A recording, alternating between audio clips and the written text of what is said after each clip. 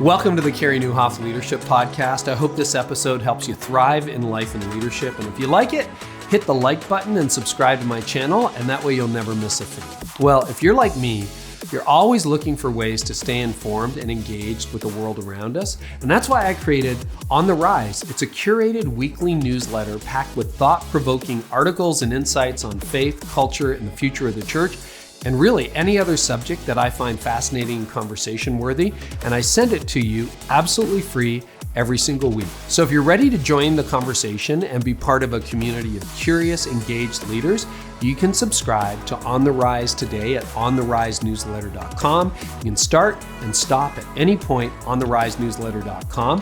This episode is also presented by Glue. Glue is connecting the faith ecosystem in innovative ways. One way is by making it a lot easier for churches to connect with new visitors. Did you know, for example, that the time it takes for a church to respond to new visitors has a major impact on whether that new person or family will stay? Well, with Glue, you can use automation to build engaging new visitor engagement journeys. You can learn how at get.glue.us/visitors. That's get.glue.us/visitors. And now to today's episode. Seth, I've been so looking forward to this conversation. Welcome back.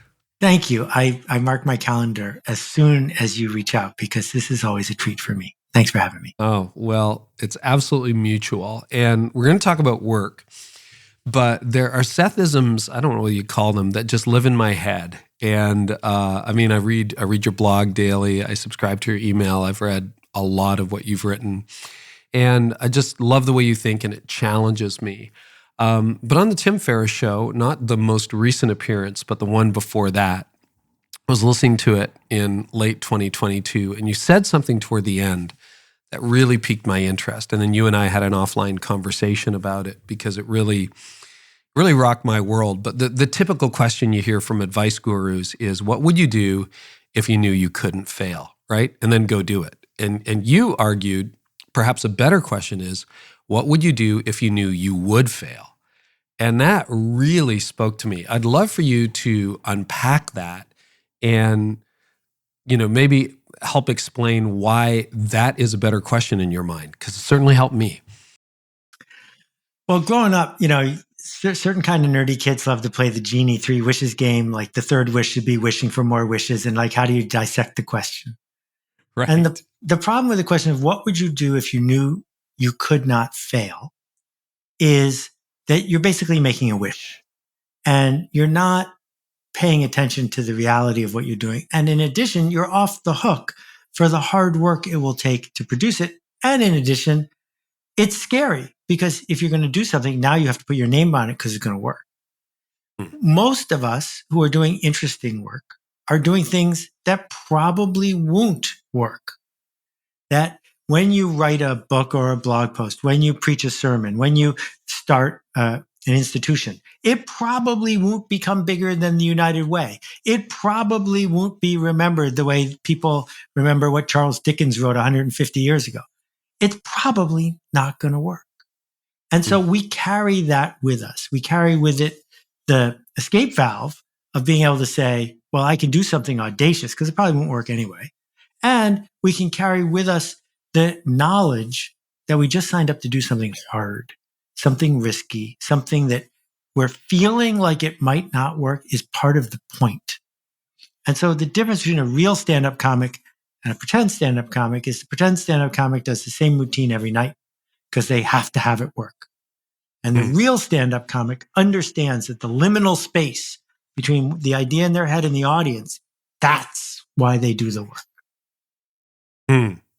See, for me, what was so helpful about that, I was debating, and you and I talked about this, do I serve business leaders or do I drill down on church leaders? And it was a real 3 or 4 months of existential angst and deep thought on a daily basis and lots of consultation with wise people. And, the thing about narrowing your audience is it always triggers all kinds of fear. Mm-hmm. And I know we still have a lot of business leaders listening. But I was really, drilling down on this whole, am I going to help reverse the decline in the church and help church leaders? And then, your question of what would you do if you knew it would fail? I imagine myself at 80, 22 years in the future. And I thought, well, if it failed, that was a good life. Like that was a valiant try. Yeah. Is that the kind of thing you would encourage leaders to think? Like, hey, it was worth it. It didn't work, but look at it was a noble effort. I just want to put a little aside in because the words matter, leader and manager. A lot of people listening to this spend most of their day managing. They are doing an endless series of chores. They are using authority to get people to do what they want.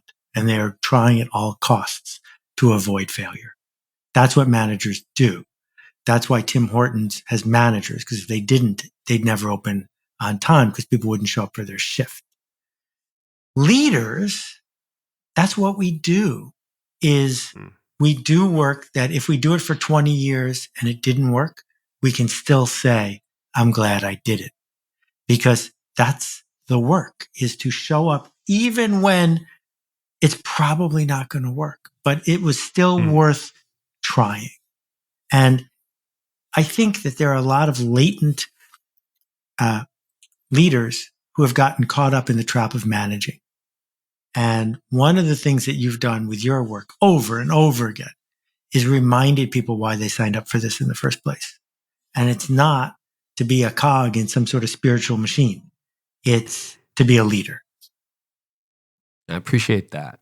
When you think about your next few decades, is there something that would fit that category for you when you think about what would you do if you knew you would fail, that noble cause? So it's really weird that I get the benefit of the doubt a lot of the time. As a struggling entrepreneur for so long, I got the benefit of the doubt none of the time. That the expectation was, this is a bad idea for a book. This is a bad idea for a software company. That when we were raising money for one of the first internet companies ever, I got thrown out of so many VC offices you couldn't even count, right? And now, because I have a track record, people will erroneously assume that I am more likely to succeed the next time, which isn't really true. And so I have to wrestle with the idea that if I'm going to invest in a project, I don't want to waste the benefit of the doubt. And that means I have to pick projects that probably won't work. Because to do a project that's certainly going to work, to easily get people to hire them, to easily get it funded, to easily have it, oh yeah, we did that. What a waste. And so I'm not in a hurry to find my next 7-year project, but it's around the corner. And whatever it is, I want it to be generative. I want it to be filled with respect and dignity in every direction. And I want to be able to point to it when it's done and say, you can put my name on that. Yeah, I'm glad I worked on that. What do you mean by generative? So, mining coal is not generative in the sense that after the coal is taken out of the mine, there's none left. And after you burn it, you've created this negative byproduct. Whereas introducing two people you trust to each other so that they can go dance and make something better happen is generative, because the world got better because of that connection that you made. And industrialism paid huge dividends for 100 years, often not by being generative, but by being subtractive, by creating scarcity and burning things. And we are now entering this world where lots and lots of people, not enough people, but lots of people have enough.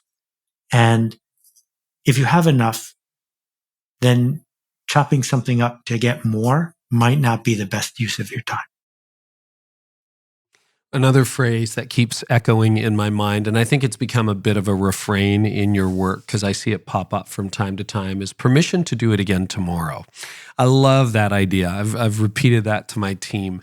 It's like, hey, this maybe didn't work exactly the way we thought, exactly the way we hoped, but we have permission to do this again tomorrow.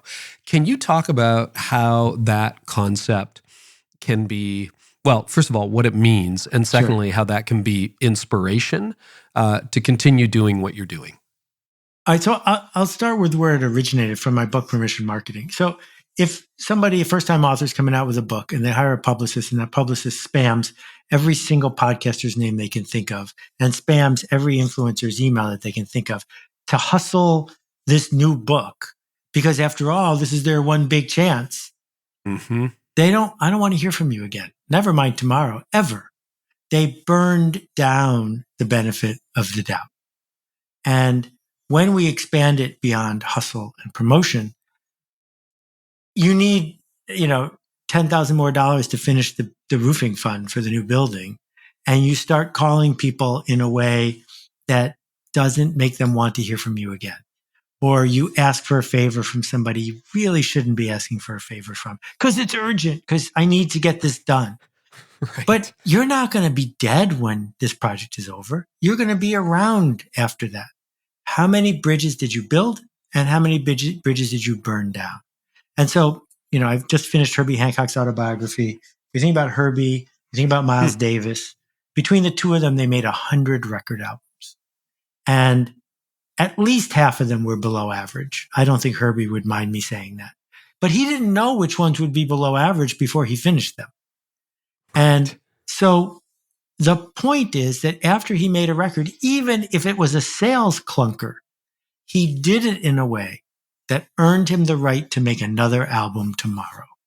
And that's how you build a career, because you are treating your listeners with respect and saying, I'm going on this journey. Oz might not be to the left. It might be to the right, but let's go find out. Well, and that goes to what you talked about most recently with Tim Ferriss too, 21 books. The assumption in our culture is almost that every book should outsell the last. And, your one of your first books was a smash hit out of the gate. And that's tremendously exciting and probably tremendously deflating at the same time, right? When your Fleetwood Mac and, Rumors comes out, one of the greatest albums of all time, what do you do next? Yeah, I've been on a long downward spiral for decades. And I would not say that. Well, I will tell you a true story, first about Fleetwood Mac and then about me. Okay. Some people think Rumors was Fleetwood Mac's first album. Mm-hmm. It was their 20th album, give or take. Wow. And more than half the people in the group weren't in the group for the first 5 or 10 records. They were a blues band, a really good blues band. And if they had stopped when Peter Green left, they should have been proud of the music they made. They just weren't the Fleetwood Mac. And so I begin by saying overnight success is sort of overrated because it's usually not. But then the second story I'll tell that actually happened, my fourth book in my career as an author came out. And I was giving a seminar in my office and there were like 25 people there for the day. And my agent, whose office was down the hall, came in with a piece of paper that had just been faxed to her. And it was the New York Times bestseller list. And my book was on it. And I started to cry. And I didn't start to cry because I had made a bestseller. I started to cry because I felt nothing. Because I had decided that what achievement was having a New York Times bestseller. And when it arrived again, I was like, oh. And that was the day I stopped looking at the bestseller list. That was the day I said, none of the reviews are why I'm doing this.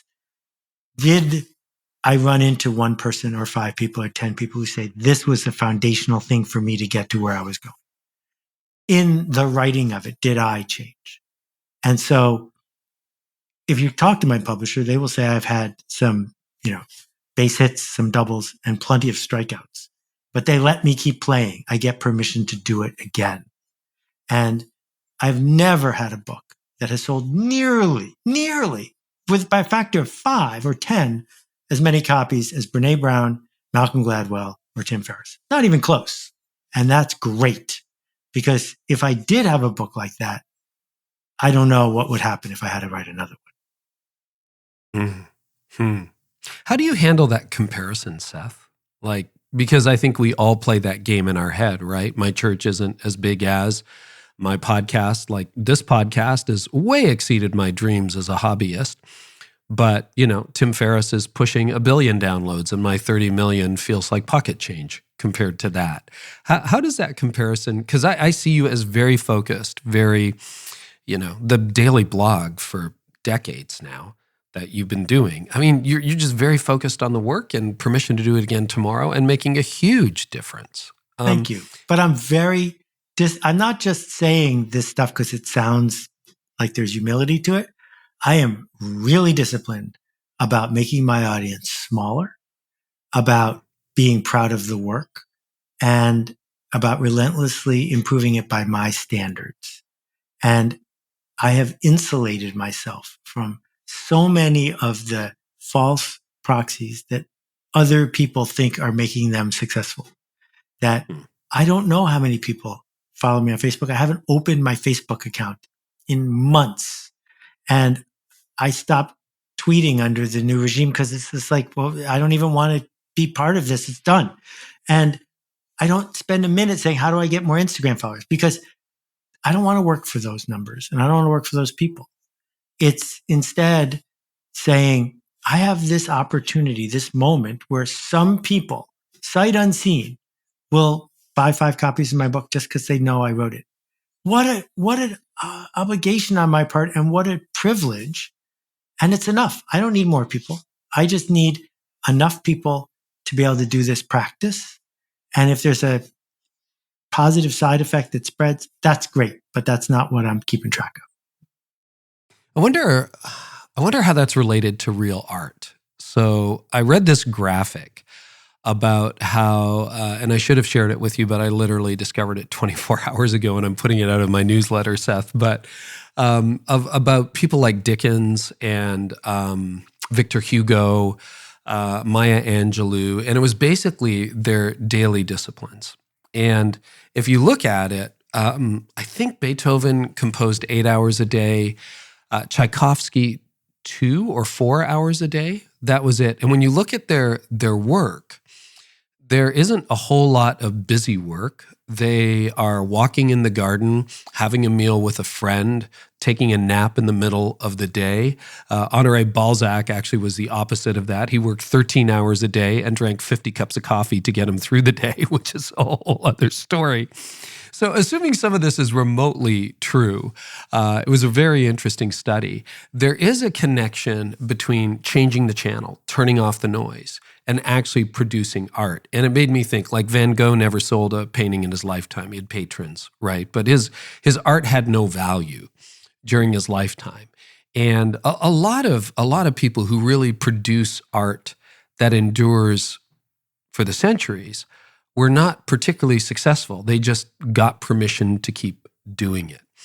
When you think about changing the channel, another phrase you used last time you were on the podcast, and tuning out the noise and creating a bit of slack in your work and time to reflect, how does that all contribute to genius in your view? Not genius, but like meaningful work. Let's just call it meaningful work.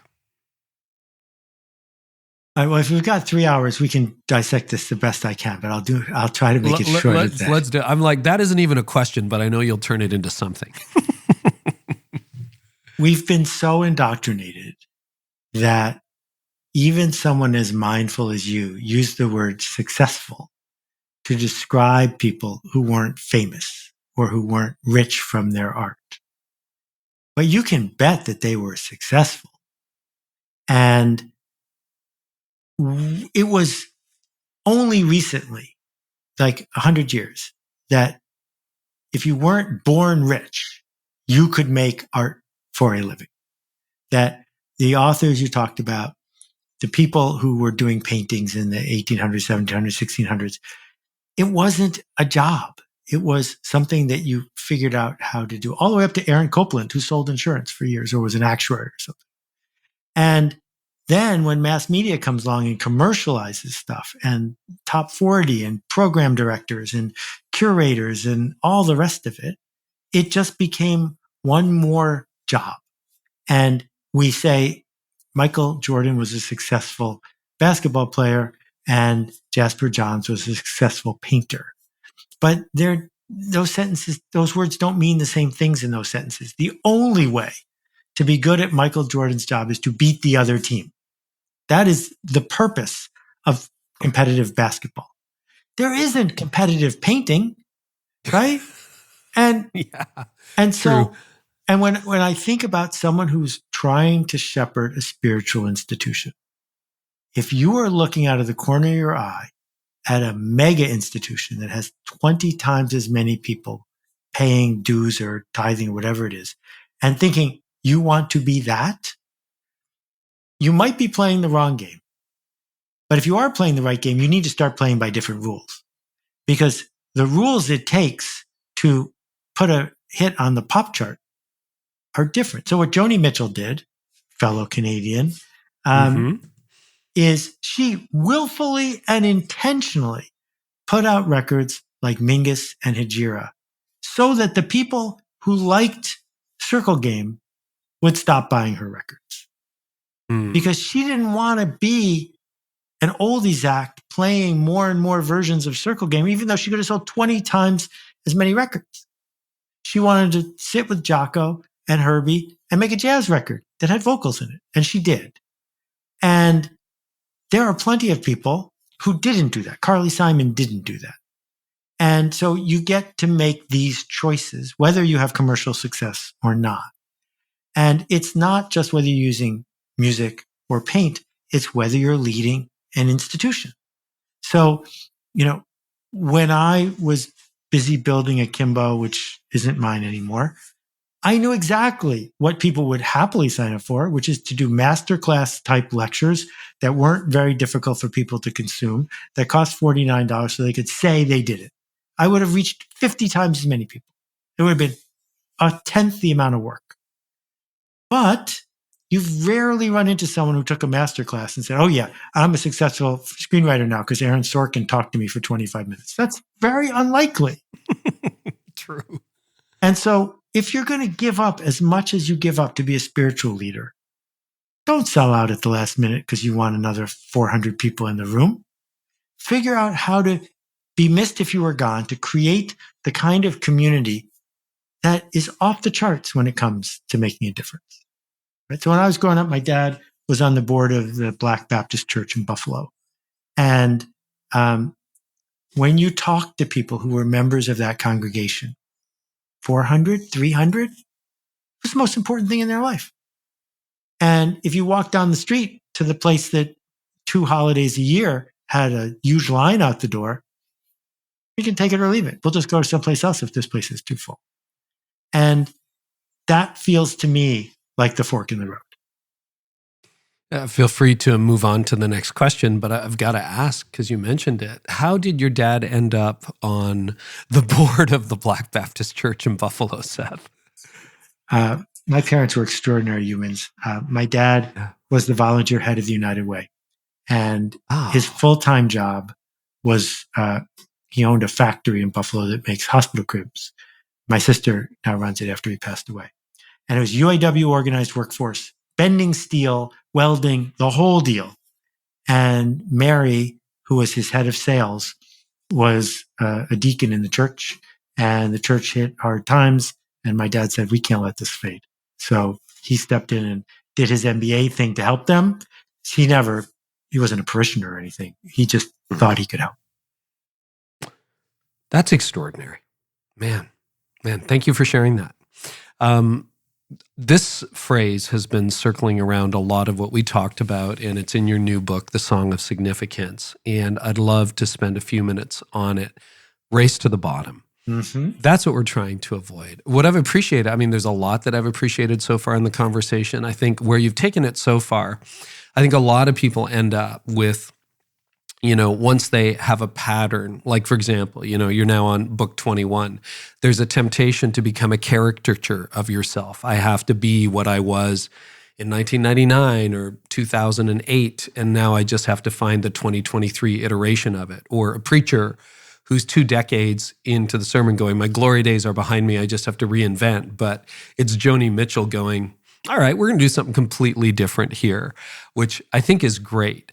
But the companion to that, or an opposite to that, would be, no, we're just going to race to the bottom. That's a phrase that shows up a lot in your work. What do you mean by race to the bottom, and what's at stake in that race? So let's put a pin in the caricature of yourself part, because I think it's worth coming back to that. But the race to the bottom comes. It's easily understood if you think about Walmart, Canadian Tire, or Amazon, right? If you can pick anyone and we're anyone. There's 20 items. This one's $1 cheaper. You should buy it. Some people will deliver to you in 4 days. We'll deliver to you in 2. Some people won't give you credit. We'll give you credit. If you have the lowest prices, the fastest delivery, the easiest credit terms, and generic, mediocre products, you will gain market share for sure. And the problem with that is that if you're racing to the bottom, you might win, which means you have to keep cutting corners, keep making it more convenient, keep making it less moving or touching, because that's not convenient. And worse, you could come in second, which means you've raced all the way bottom and got none of the prizes because someone down the street has a drive-through window and you don't, right? So when we think about the landmarks in our lives, and as more than half my life a vegetarian, I'm allowed to talk about Paul Weber's. As you know, Paul Weber's is right down the street from you. Weber's hamburger stand did not race to the bottom. They have not tried to cut the price of what they sell. They have not tried to create an ordering system that's less idiosyncratic than the one they have. They have not tried to switch to induction cooktops instead of fire. They've just made it in and of itself, actually a caricature of what it was, because they've exaggerated all the things that they stand for. And so when we think about serving the bigger audience, we say, let's dumb it down. Let's make it cheaper. Let's make it simpler. Let's make it easier. And the problem with doing that is you become, as Zig would say, a wandering generality. And the people who build careers and who make a difference are racing to the top. They're saying, you'll pay a lot, but you get more than you pay for. They're saying, you might have to drive 5 minutes out of your way to get here, but it's worth driving 20 minutes out of your way to get here. They're saying that you expect a lot, but it's going to still surprise you. That takes so much effort to do that, right? So yeah, a caricature of yourself, going one step further down a road that other people who don't want to do the work are unwilling to go down. Anything else on caricature of yourself? By the way, Weber's Hamburgers is just north of Orillia, Ontario, on the way to Muskoka and Algonquin Park, another area that we love and have in common. And I think it started the year I was born, 1965. Paul Weber launched a little hamburger stand, and it was so popular. And basically, they served nothing but hamburgers and fries. Like, that's all you're going to get. Maybe they have a veggie burger now, Seth. I think they might. But it became so popular, they had to put a bridge across the divided highway to allow people not to get killed going to get hamburgers. Correct. And they're still going. I think it finally got sold, but I knew Paul's kids. Our kids played hockey together, and the Webers still owned Webers for many, many years, and it's absolutely legendary in this part of the country. Yeah. One year, the bus up to camp made the mistake of stopping at Weber's instead of at Gravenhurst for stupid sandwiches. And the bus driver didn't think about the fact that they used to have free matchbooks. So the camp almost burned down because dozens of kids showed up at camp with matchbooks. With matches. And we burned down Algonquin Park. That's funny. I did not know that. Oh, that's great. Caricature. But you were asking about caricatures. Yeah. So yeah. Sometimes if someone has dinner with me at my house, they might notice that I'm not like I am in public. I'm not that different, but I'm not on. When I am in public, I am playing the role of what would Seth Godin do right here. I am a caricature of an actual human being named Seth Godin. And it's a performance, the same way putting on your clothes is a performance. And one of the things that I love about ancient spiritual traditions is they were totally into the costumes and the hats, because the costumes and the hats are caricature. They are saying, I am not here as the person you had breakfast with yesterday. I'm here wearing the thing because this is the role. And we shouldn't deny that, because we need stories in order to make decisions, in order to move forward. And those stories aren't once upon a time. Those stories are the clues and the hints of what are things like around here? What culture are we building? And, if your caricature is that there's always a special funky handshake when someone meets you, that handshake will change their emotional state. And you can't just not do it when you don't feel like it, because your caricature in that moment when you are playing that role, that's what we do. We tell stories that change people. Boy, I want to go in a number of different directions. Maybe one more, then we're going to talk about work. What are some differences you think people would notice if they showed up at your house for dinner?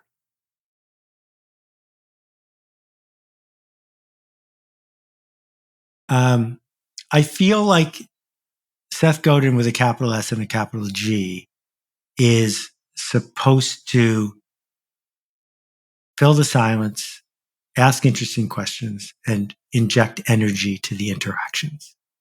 People don't retain me to come give a speech because they need a low-key way to bridge the gap before the coffee hour, right? Whereas if I'm paddling in my canoe with somebody, I'm not talking nonstop. And being in the room with other people as a peer is different than making pronouncements, which I add hyperbole to all the time, because that's my job.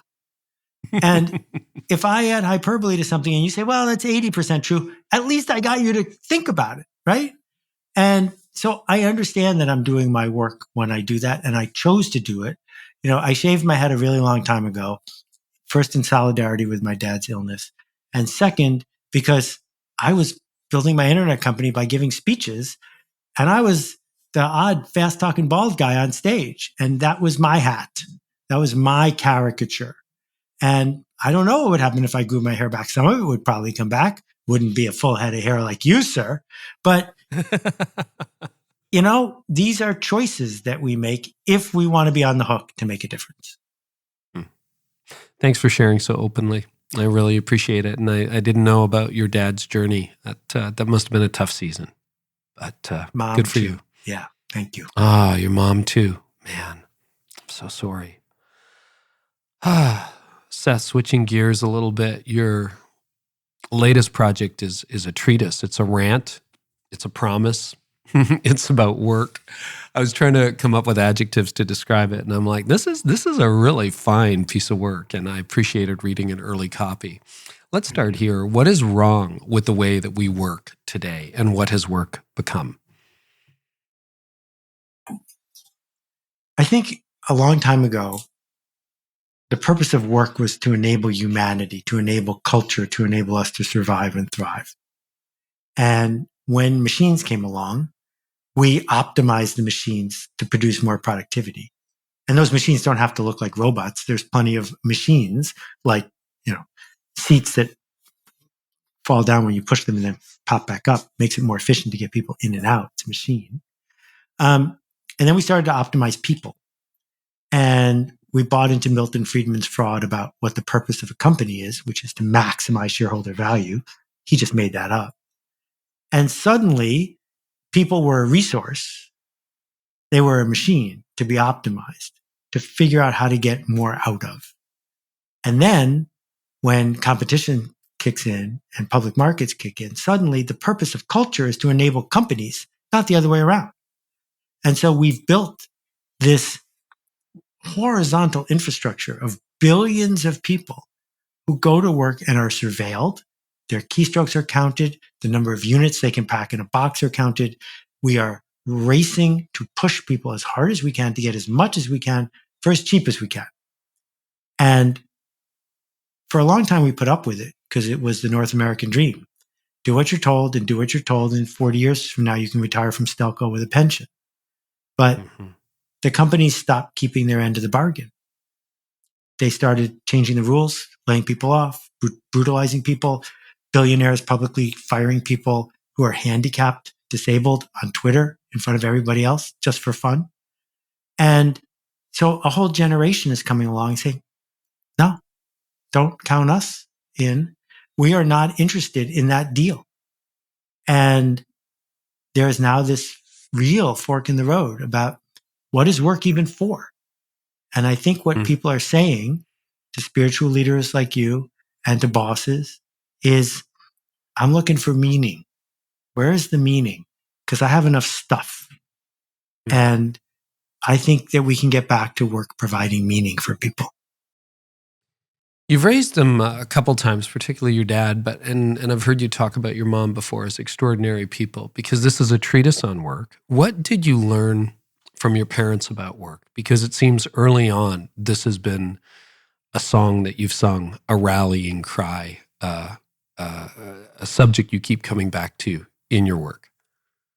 Well, it's funny because one of my sisters heard a podcast I was on. She said, I'm not saying you were making stuff up, but my sister and I lived in the same house as you, and we don't have the same experience you had. So Okay. they also had great childhoods, but we tell ourselves stories, our origin story, the fuel that we use to make decisions. And so I remember things like, so my dad sponsored with my mom more than a dozen Russian refuseniks in the 1970s to escape the Soviet Union. And they came to our house every holiday and smoking like chimneys. They weren't people that we would ordinarily be hanging out with, right? That felt normal. It felt normal for my mom to turn her volunteer gig into a full-time gig, into something that made a huge impact on the community. That's just what I thought everybody did. And we weren't, I mean, in Buffalo, even now, you don't have to make an enormous amount of money to live in a decent house, a nice house, but we weren't super rich. We were well off. We were privileged people in the community, but the amount of responsibility my parents felt was really significant, important. And so I started my first business when I was 14, and then I did another one when I was 15, and then I started a ski club when I was 16. And this, again, my parents didn't save the day. My parents didn't invest. My parents didn't tell me what to do. They just let me do things that would fail. And there was this expectation that the purpose of the project isn't how much money did you make doing that. The purpose of the project was, did you have fun at ski club last night? The ski club that wouldn't have existed if you hadn't started it, right? That the point of it wasn't how are you going to make, I probably made $600 the first year. The point was, there needs to be a ski club and no one's starting one. Why not? What was your first business at 14? So it had it's amazing how the patterns come around. It was about patterns.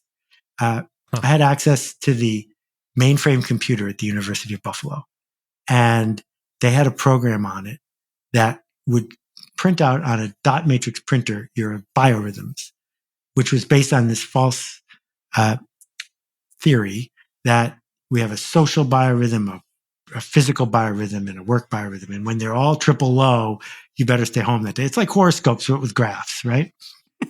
And so the PBS auction in Buffalo used to be really fun to watch. They would auction off stuff and you'd call in.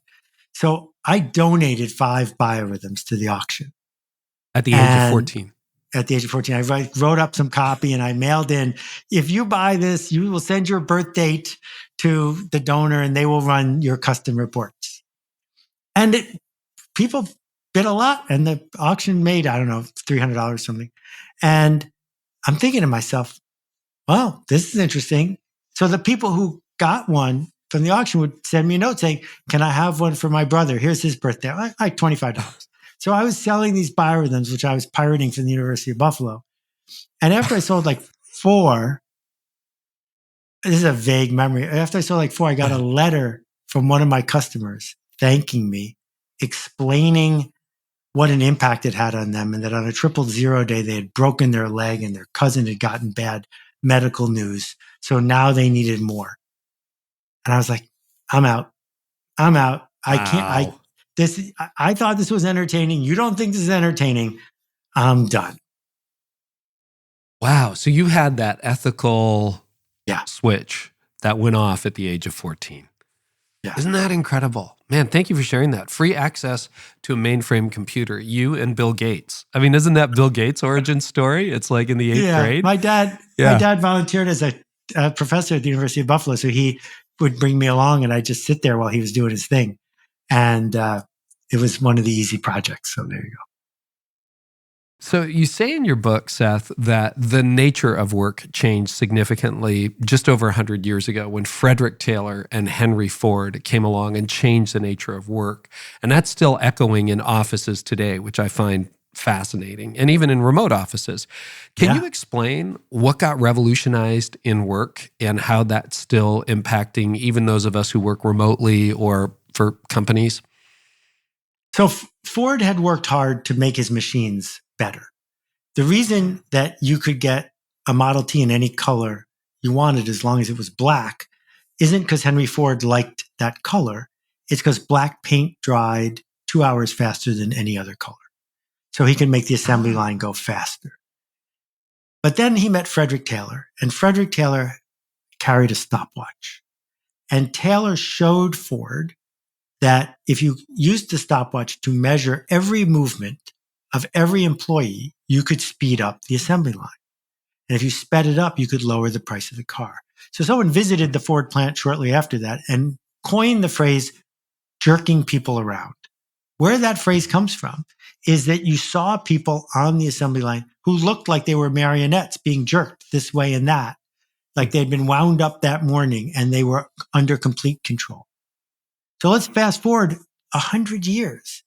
And we've got many businesses who are making employees who are working from home have their camera on at all times, are counting every keystroke, are rewarding people for how many clicks their writing gets or whatever it is.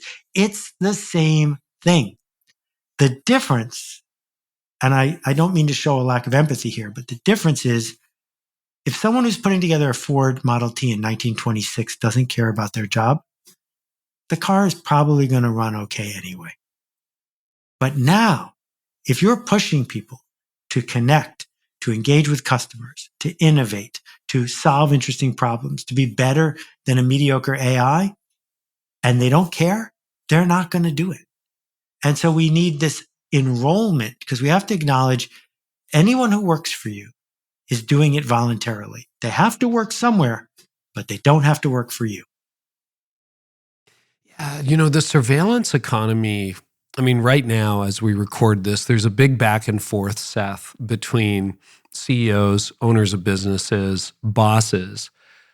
You got to come back to the office. You got to come back to the office. And there's almost this idea that if I can see you, I can control you. If I can see you, I can measure you. If I can see you, and that's Taylorism or the remnants of Taylorism.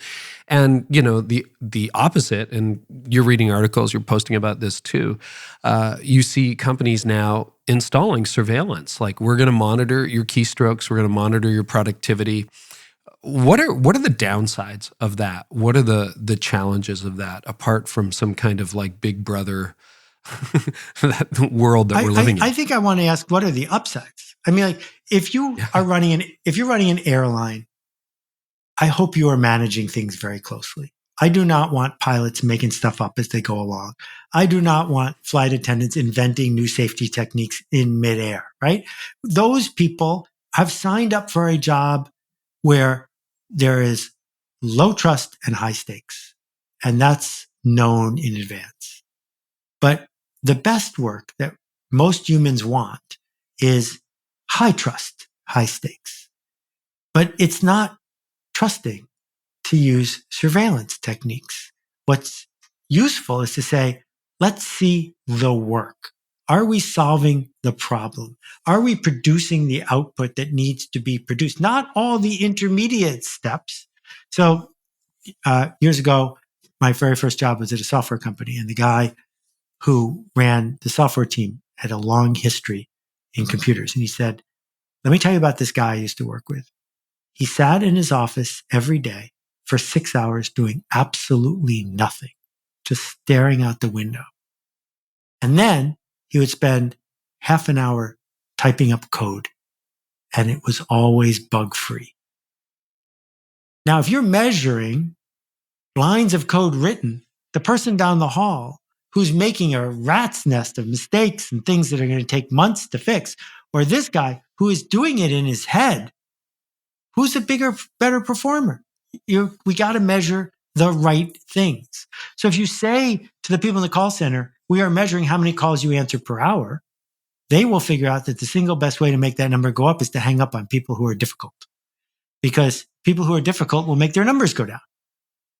On the other hand, if you're saying we're measuring how many difficult customers don't quit our firm because we showed up as humans and connected with them, that's what people will do. So surveillance in itself isn't evil. What's evil is when it is not aligned with the purpose that we brought to work. It's when it's used against us that it's a problem. So you asked 10,000 people in 99 countries to describe the conditions at the best job they ever had. What did you learn? Well, it's an interesting thing, Carey. Everyone I've ever asked could tell me what the best job they ever had was. Every single person. We all know, right? It's like, tell me about your first date. Tell me about the best job you ever had. Everyone has an answer. Yep. And I gave them 14 choices. I picked the two that bosses think the answers are, which is I got paid a lot and I didn't get fired. Because if you talk to bosses, those are the only two dials they ever turn to deal with retention and hiring. Those two came in last. And the ones that came at the top were, I accomplished more than I thought I could. People treated me with respect. And I did work that I was proud of. And when we think about the kinds of folks who have chosen to be the kinds of folks who listen to this podcast, too often we seduce ourselves into getting rid of all three of those things in our job, even though we're the boss, because we're afraid, because we don't want to lean out of the boat. We want to just keep going straight down this risk-free path back to the race to the bottom. But what people have told me around the world at every age is, no, I don't want to go on the safe, proven path where I'm a cog in the machine. What I actually want to do is blow myself away by encountering something that felt like an obstacle and then exceeding it. You argue we're in the midst of a significance revolution. I love that phrase. Can you explain that? Like, what do you mean by that, Seth? So the Industrial Revolution is simple. If you have the best industry, you win, right? That Henry Ford destroyed all the other car companies by a lot because his cars were 1/3 the price or less, right? And there were hundreds of them, weren't there, at the turn of the century, car companies? Yeah, hundreds. And then in the 1960s, it was the Industrial Revolution turned itself to data. And if you could figure out how to process information faster and better than other people, you would win. And then it became, okay, well, now it's this convenience race to the bottom of Amazon and how do I bring computers to the job so I can become more efficient? Well, what comes after that? Because once you've gotten rid of all the jobs, what are you going to do?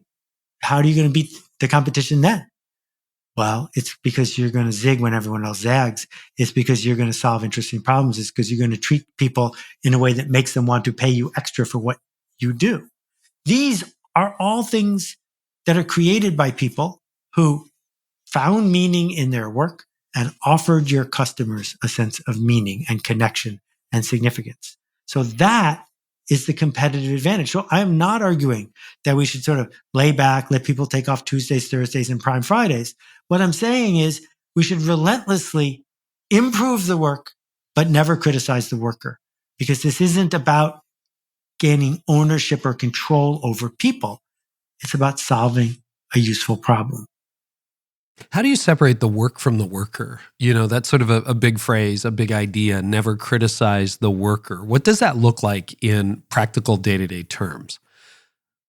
So the Carbon Almanac taught me a whole bunch of things. And one of the things that we discovered is if you've got 300 volunteers who can come and go as they please, and you are trying to produce a footnoted, authoritative document, you can't just say to people, oh, well, you did it, so it's fine. So we early on created a culture that said the best thing that could happen to a paragraph you write or chart you create is that someone here improves it. And if you're not okay with that, you shouldn't stay here. This is what we do around here. we don't view this as an assault or personal criticism. You are not the chart. You are not the paragraph. We have heroes. We know what a perfect page looks like. How can we get this closer to that? And what we have done in typical management situations is the person giving feedback has to exercise authority. And the way they exercise authority is not by saying, we have an objective standard here. They're saying, I'm the boss. I'm better than you. Do what I say. And that's not useful because it undermines the very thing you are looking for people to do. And so let's get real and let's not play also includes things like we use the Oxford comma around here. I don't even know what the Oxford comma is, but people are obsessed about that. We use the Oxford comma around here. We're not going to discuss the Oxford comma. This is how we make it better. There's Oxford commas, yes or no? And the same thing's true if we're looking for, number of flops in a computer chip. I don't care who designed the computer chip. If it has more flops and is more efficient, it's a better computer chip. That's what we're going to do. Leave your notebooks open when you go home at night. Other people are going to improve your work. And tomorrow it's going to be even better. That's what we signed up for. One of the real active, open discussions, and probably will be indefinitely, is AI versus humans. So most of the people listening to this have dabbled in AI. And by the way, I've loved your podcast episodes and your writing on that as well. There's now an AI Seth that you can ask a question to. We will link to that in the show notes. And it's a custom build right now, but at some point, I'm sure that will become more wide stream available. But when you think about the unique contribution of humans today, and perhaps as far as you can see in the future, it's changing so fast. People are terrified that AI is going to take away their jobs, writers, creatives, in particular, artists. What is the human contribution, and what role, where do you see AI versus human sifting out in the near future, Seth? So in Thomas Edison's lifetime, we had a huge challenge in North America. We have to lay an enormous number of cables to electrify all the homes. And there was this huge battle between George Westinghouse and Thomas Edison because electricity was basically viewed as a magic trick. And I can't remember who was on which side, but AC versus DC. And the person who wanted DC power, I think it was Edison, got some elephants and electrocuted them in public to make people afraid of AC power. And then when the power finally came to people's homes, it wasn't in a wall socket. It hung from the ceiling like a light bulb. That was where the Edison mount came from. And when they introduced the clothes washer, there was no place to plug it in. You had to unscrew the light bulb and screw in the connector for the machine, which would be sort of ludicrous, except the machines were early machines and they weren't very well balanced, and they would rock and walk across the room. And more than a dozen people were killed by their washing machine strangling them as it moved around. Gosh. So that's what electricity was. And if you did a job where electricity was going to make your job spectacularly different, you could easily say electricity is going to replace all our jobs. And in many ways it did. And the car replaced many blacksmith jobs. So the short-term impact of AI is either an AI works for you or you're competing with one. If you're competing with one, you've got troubles. An AI can read an X-ray better than a radiologist in 90% of the cases. I don't think that if you're a radiologist, you want to be opposed to that. You want to figure out, how do I get AI to work for me so that I can become a different kind of radiologist? That if you're a writer, asking ChatGPT for 20 possible subtitles for your book isn't cheating. It's exactly what you should do, because you still have to decide that what we do for a living going forward is we make decisions and we ask good questions and we make connections and array things together, not do chores. Because if a chore can be profitably done by an AI, it will. How do you use technology so far? And again, we're mid-2023 here as we discuss this. So if you're listening in 2025, I'm sure the answer will be different, but timestamping it now. How are you using it, not using it? What do you see as its potential?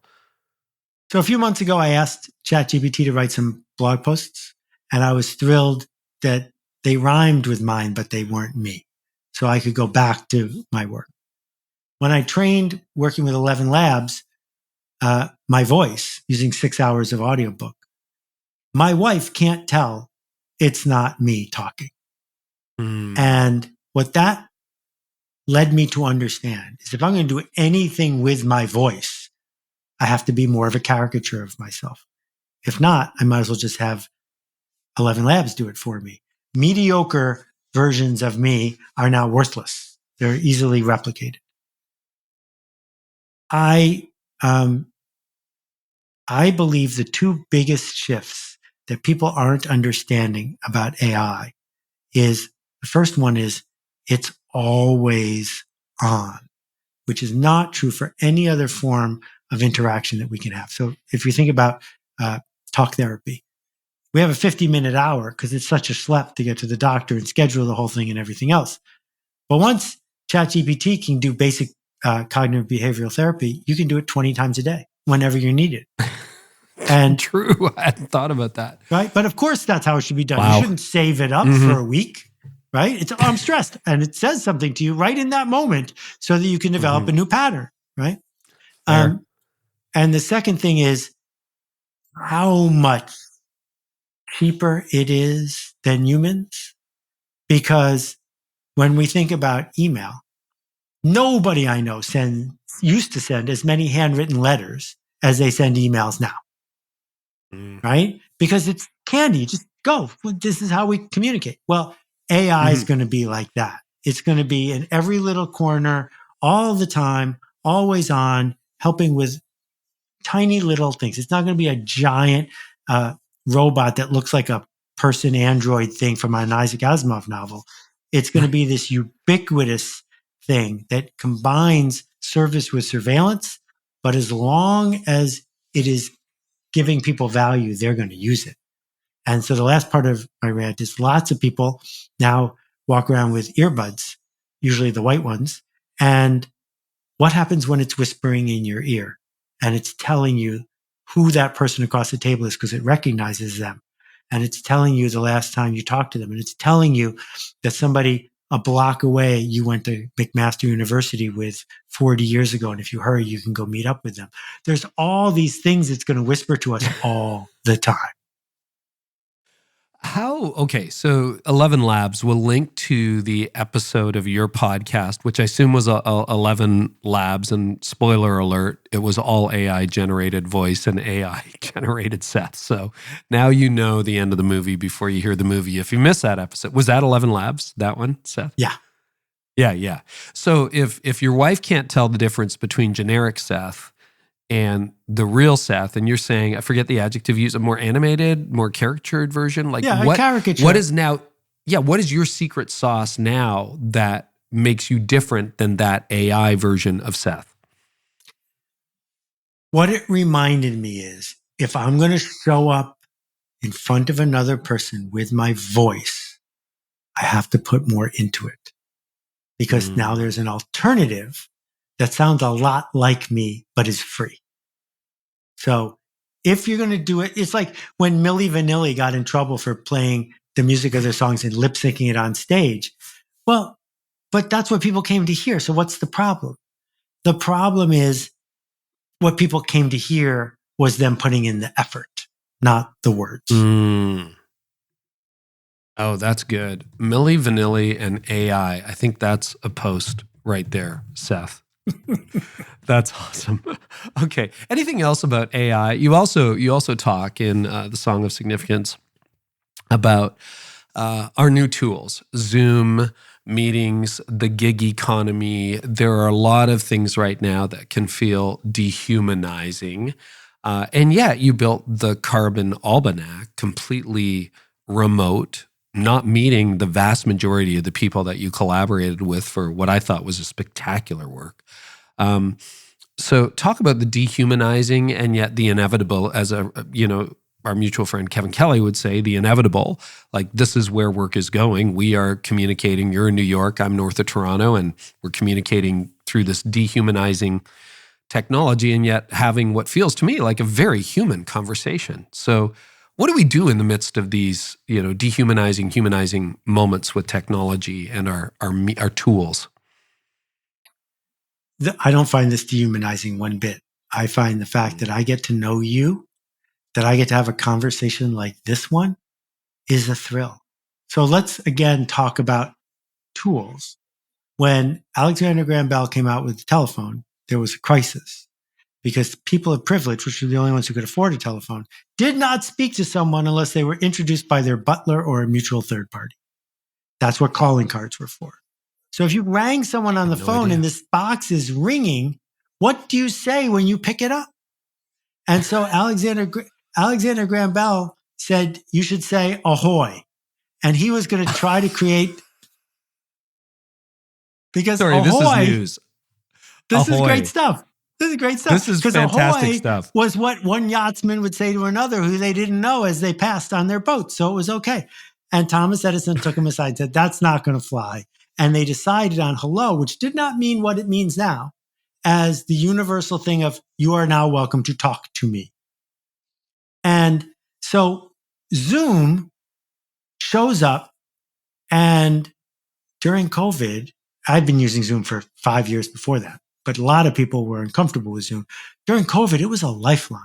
If you think about the fact that a worldwide pandemic on the scale of the Spanish flu put a bump into our economy that wasn't very big, that enabled us to go to work without leaving our homes. I mean, it was astonishing.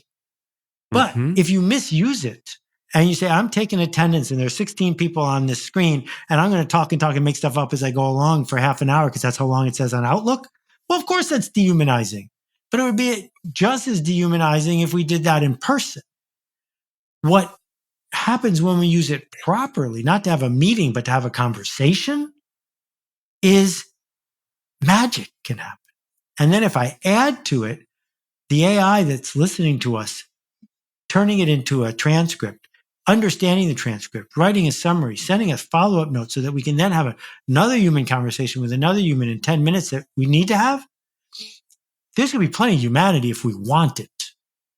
But if we're hiding because we've been indoctrinated to sit in the back row, to be behind a piece of glass, to not extend ourselves, then it's dehumanizing. But I don't think that technology itself is. I think that's a choice. Well, and thanks for those stories too. I love it when I hear stories like ahoy versus hello, and I've never heard them before. Your sources are impeccable, and it's fantastic, Seth. Anything else on the difference between management and leadership? So let's go back to it one more time, because the smart, generous people who are listening to this glossed over it. They said, well, I'm a manager, so I'm a leader. And I'm like, no, you're not. You're almost certainly not. And you have authority vested in you by many forces, and you are using that authority to create a thing the way you want it to be. But that is not leadership. Leadership is voluntary. And who is voluntarily choosing to eagerly participate in the change you want to make? So there's a nonprofit in New Rochelle called the Fuller Center.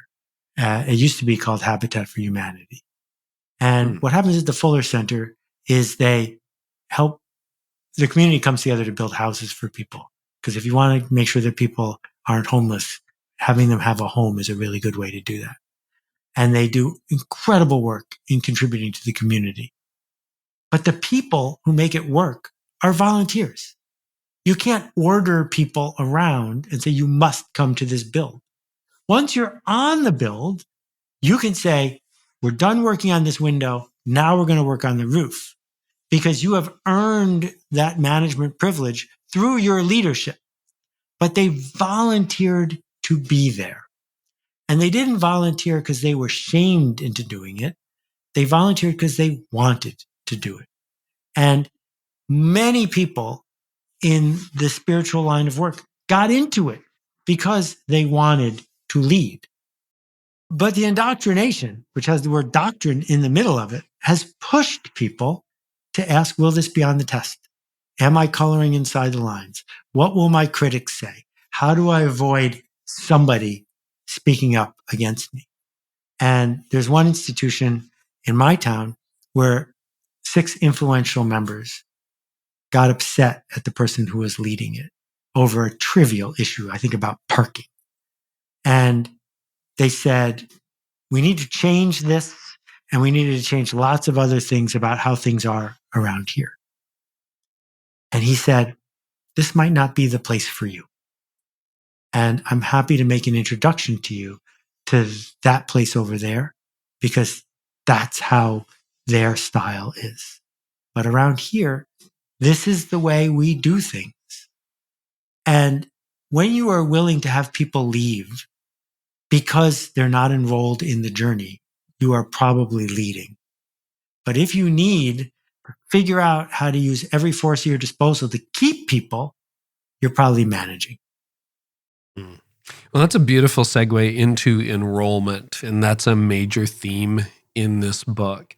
Can you explain, Seth, what you mean by enrollment? And I think you're right, that thought you said earlier, I probably picked it up from you, but I've been operating on that assumption. Whether someone is paid or volunteer, we're all volunteers. I mean, Everybody today has great options. Maybe our grandparents were like, well, my father was a farmer, my mother was a seamstress, so therefore I will be a farmer, I will be a seamstress. And, you only see around the village, I don't know how to blacksmith, so I guess I'm doing this, right? And now, I think that's one of the paralysis of young leaders in their 20s is, I went to law school, I thought of about 3 careers that I could possibly do. That was as big as my 1970s imagination was.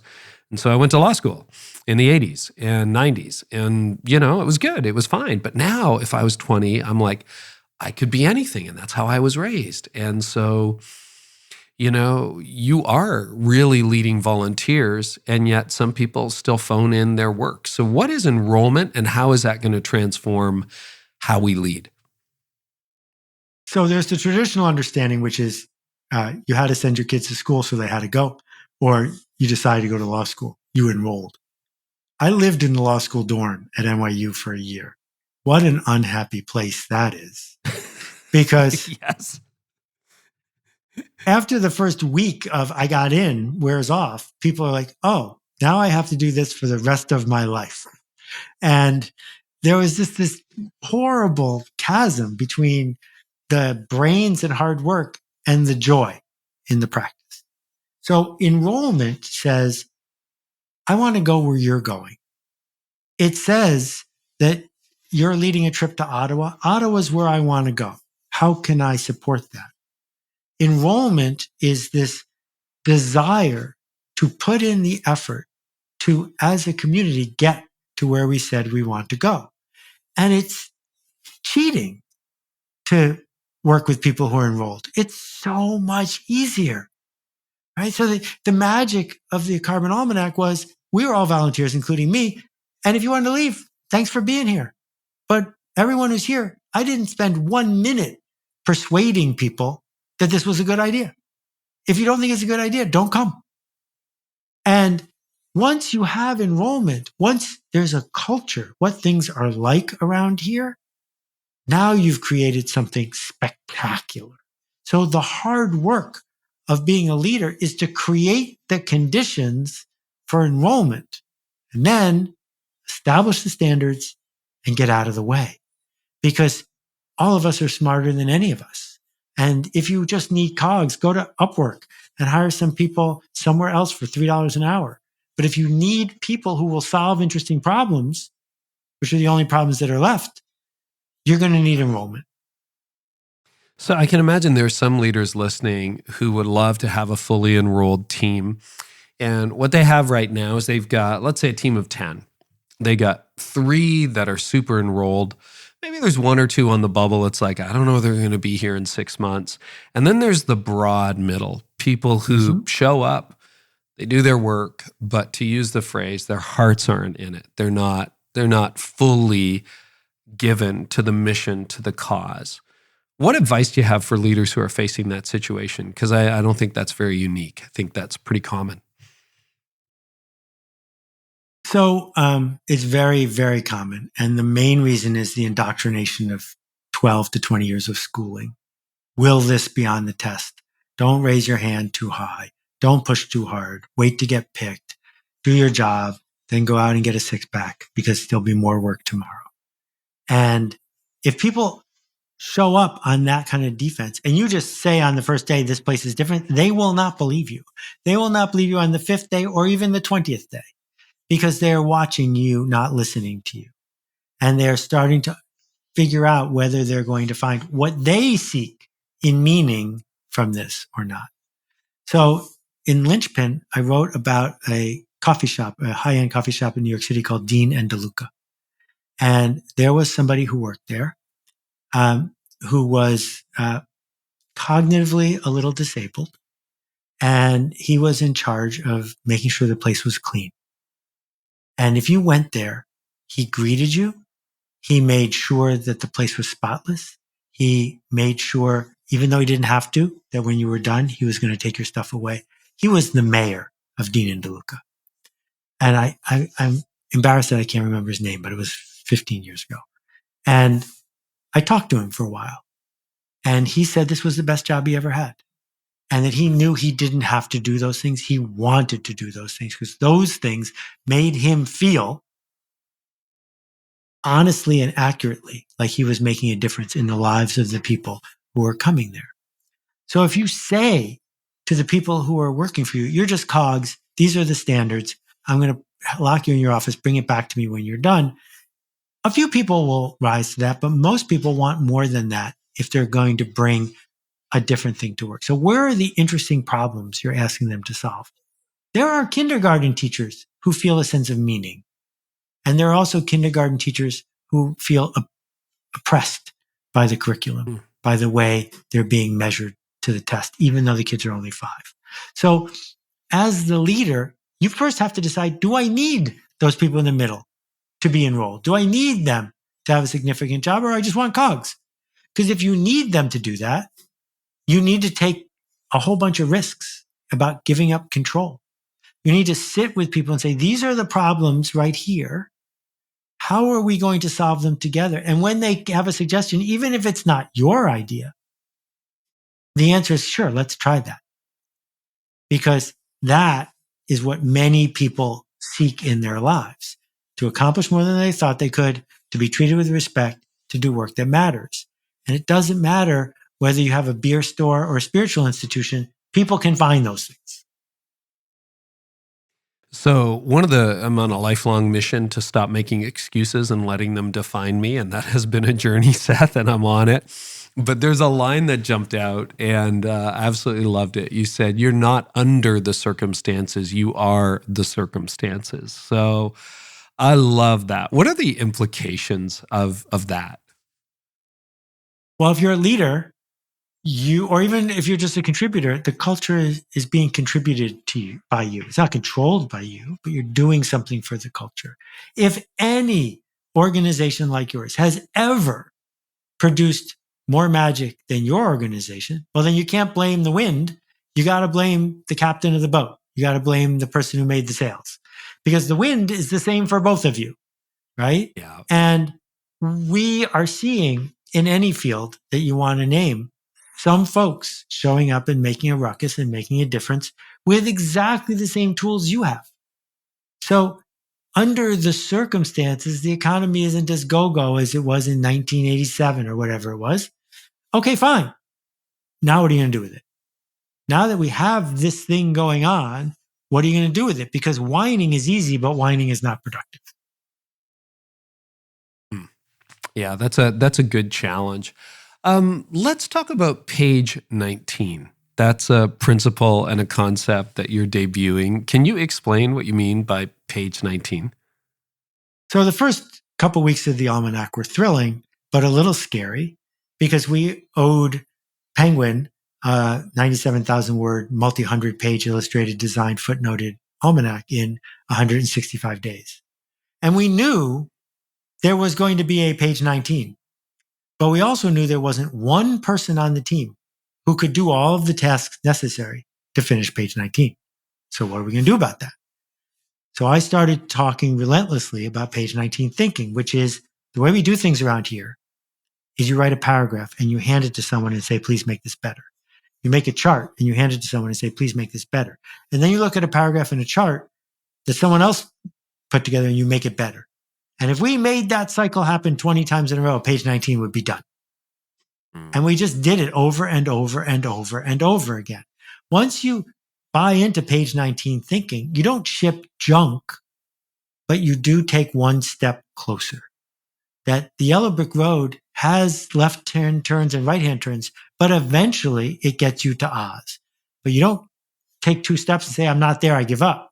You then take a 3rd step and you figure out how to get your steps back on track. If we can pull the lens back a little bit as we want to ask you a few more questions, Seth. And one of them I heard you, and again, I didn't get through the entire episode because I literally discovered it on the way to recording this podcast. But your conversation with Tim Ferriss, you talked about writing the Carbon Almanac and how when you sat with the data, either before you started writing or when you were working on it, and thought about the future of the planet and what we've done to it, it led you to a very dark space. And we are dealing with a lot of leaders who, for a whole variety of reasons, deal with very dark spaces on an ongoing basis, something internal, external, life, chemical, whatever. What did you do with that dark space, and how do you move yourself through it when you hit one? I am completely unqualified to talk about actual cognitive and emotional problems, so I'm not going to do that. But what I will tell you is there were dozens of us in exactly the same state a few weeks into the almanac. But if you asked people, the hundreds of us, as we were handing it in, how we felt, everyone was thrilled, empowered, and optimistic about what might happen next. And the difference that happened in that short window was simple, which is helplessness is a dark place to be. Taking action in community is really useful. And if we go all the way back to Norman Cousins' Anatomy of an Illness, what we find is that patients who feel like they have some sort of agency live a better life and live a longer life than people who feel like they're just a victim. And for hundreds of us, we didn't feel like a victim because we were doing this important thing. And there was a period after we were done where we were like, oh, now what do we do? But what we found is that we could then take it one city at a time, one issue at a time. How do you ban gas-powered leaf blowers in Aurelia? How many people would it take to get the town council to pass that law? 20? Not many more. That's incredible that we can make that kind of impact with just 19 other people. And the work of doing it fills us with possibility and optimism. One of the problems with people who help in a palliative way, folks who are in a dark place, is it can add up for you. It can make it hard for you to persist. And the first thing I would say to you is thank you for doing that thankless work. And the second thing I would say is every once in a while, it pays to shift gears and do a different kind of work where you can see the results today. And that's one reason why I cook dinner every night, because cooking dinner is a project that only takes 45 minutes and then I'm successful. I'm done. And balancing those things, I think, is really important.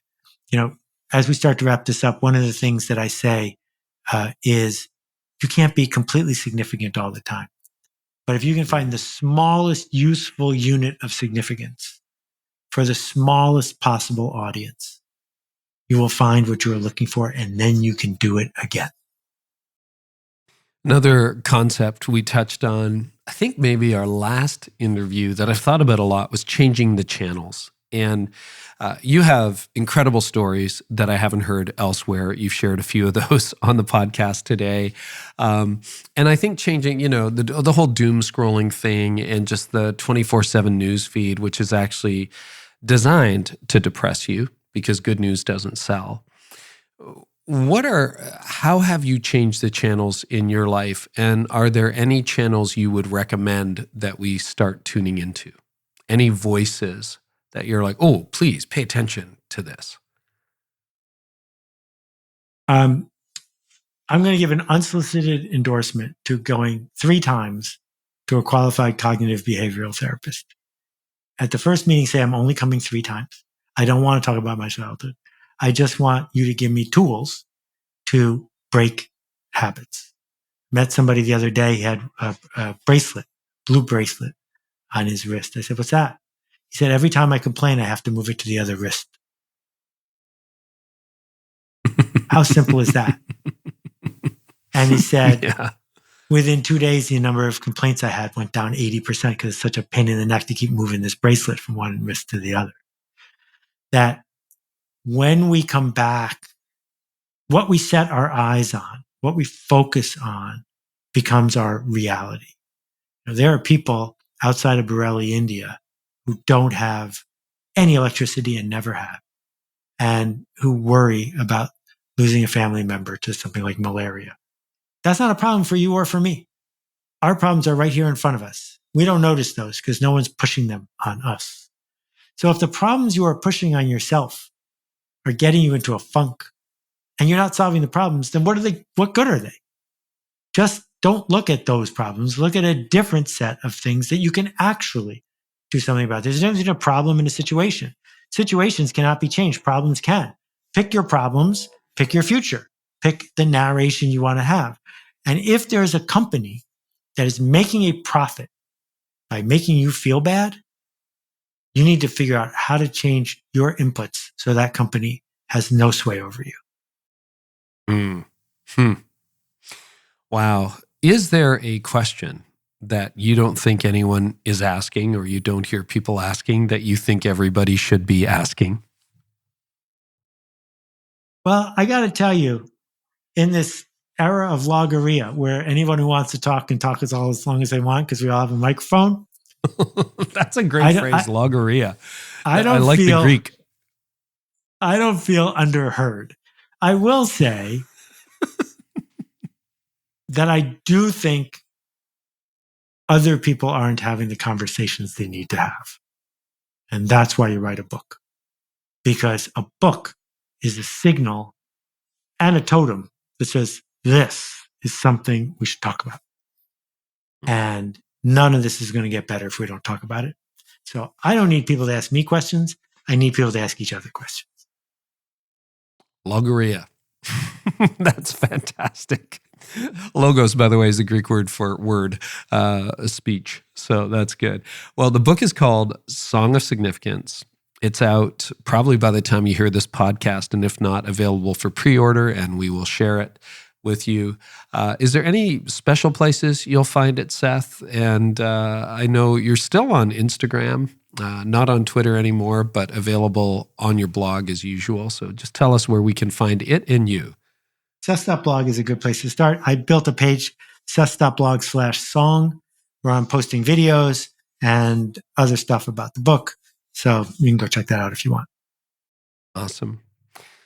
Seth, I can't thank you enough. This has felt really, really personal and meaningful to me. And I just want to thank you for everything you do. And thank you for your generosity of time and spirit today as well. It's been a joy.